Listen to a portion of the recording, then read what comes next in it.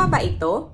5 biggest mistake dialysis patient make na dapat nating iwasan. Isa ka rin bang dialysis patient o isang relative ng isang dialysis patient na gustong malaman ang mga tamang impormasyon tungkol sa dialysis? Curious ka rin bang malaman kung ano ang mga tama o mali na inyong ginagawa bilang isang dialysis patient? Pero bago yan, ako nga po pala si Nurse Sandy, ang inyong nurse sa kidneys. 13 taon na akong dialysis nurse. At bilang isang dialysis nurse, alam ko na ang dialysis ay hindi madaling proseso.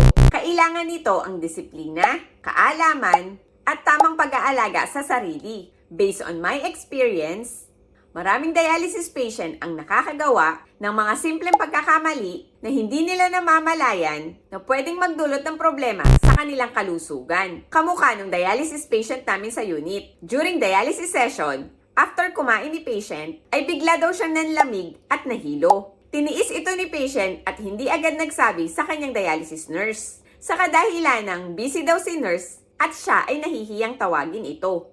Hanggang sa tumunog ang kanyang makina at agad siyang pinuntahan at kinuhanan ng blood pressure. Lumabas sa reading na mababa ang kanyang blood pressure, 88/49 millimeters per mercury. Agad nagbigay ng 100 ml saline bolus, activate minimum ultrafiltration, at plinis si patient in Trendelenburg position, na ang position ay mas mataas ang binti kaysa sa ulo. After nito ay nag-normal naman ang kanyang blood pressure. In-instruct namin siya na huwag mahiya at tumawag agad ng assigned staff kung may kakaibang nararamdaman, dahil napakahalaga nito upang maiwasan ang mga possible complication during dialysis. At simula noon ay mas naging aware na siya, pati ang ibang dialysis patient, sa kahalagahan ng pagre-report agad sa inyong dialysis nurse sa mga nararamdaman upang maagapan agad at hindi na ito lumala.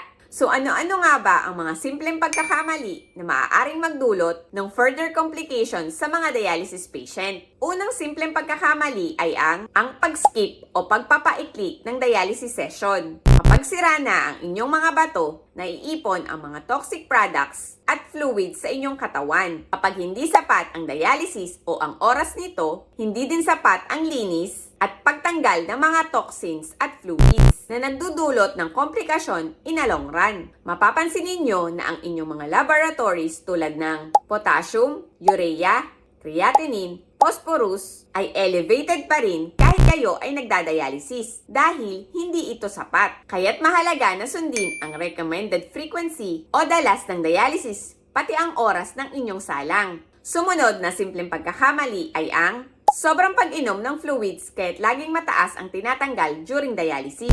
Kapag sobra ang inyong iniinom na tubig, nagkokos ito ng edema o manas sa paa o binti, tubig sa baga na nagkokos ng hirap sa paghinga, mataas na blood pressure, at nakakaapekto ito direkta sa puso. Kapag laging mataas ang inyong timbang, mas mataas ang tatanggalin ng makina at mas mahihirapan ang inyong puso. Kaya't ina-advise lang ng inyong nephrologist at dialysis nurse na 1 liter per day lamang ang inyong fluid intake, kasama na ang sabaw, juice, at kape. Next na simpleng pagkakamali ng mga dialysis patient ay ang hindi pagsunod sa tamang diet.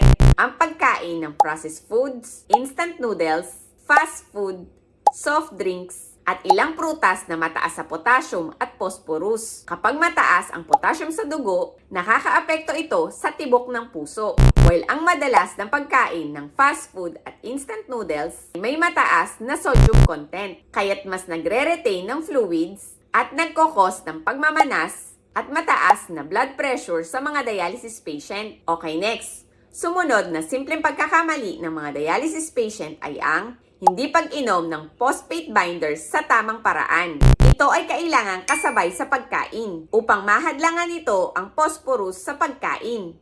Dahil halos lahat ng pagkain ay may phosphorus, after your first bite, pwede na itong inumin upang mahadlangan ang pag-absorb ng phosphorus galing sa mga pagkain. Kapag bago kumain, wala pang pagkain sa tiyan na kailangang tanggalin. At kung pagkatapos namang kumain, maaaring na-absorb na ang phosphorus at nakapasok na ito sa dugo. Kapag nangyari ito, hindi na kayang ibaba ng phosphate binders ang phosphorus level sa dugo. Ang mataas na phosphorus level sa dugo ay nagkokos ng pangangati, panghihina ng buto, at pamumuo ng calcium sa mga ugat pati sa puso. At ang huling simpleng pagkakamali ng mga dialysis patient ay ang hindi pagre-report ng mga sintomas sa nurse at sa doktor. Alam natin na sobrang busy ng mga hospital staff sa unit, pero mas matutulungan nyo kami kung ire-report agad ang inyong mga unusual na nararamdaman upang maiwasan ang further complications. Sabi nga,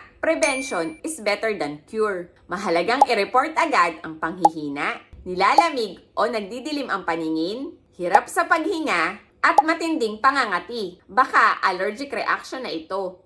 Dahil naniniwala ako na napakahalagang maitama agad ng mga dialysis patient ang mga simpleng bagay na ito upang agad itong maiwasan at hindi na lumala sa katagalan.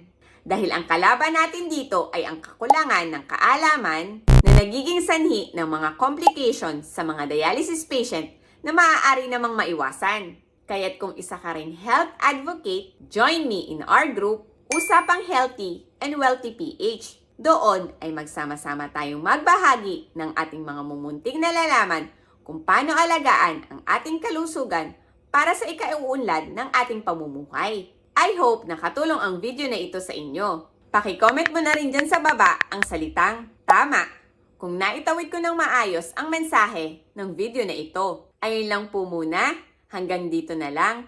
Please like, share, and follow nyo na rin. Please follow nyo na rin po ako sa aking YouTube channel. Search nyo lang po, Sandy Madeline Cruz. Dahil nagpo-post din po ako doon ng mga videos kung paano alagaan ang ating kalusugan para sa ikauunlad ng ating pamumuhay. Ayun lang po muna, hanggang dito na lang. Huwag kakalimutan, true wealth is health. See you on my next vlog. Bye!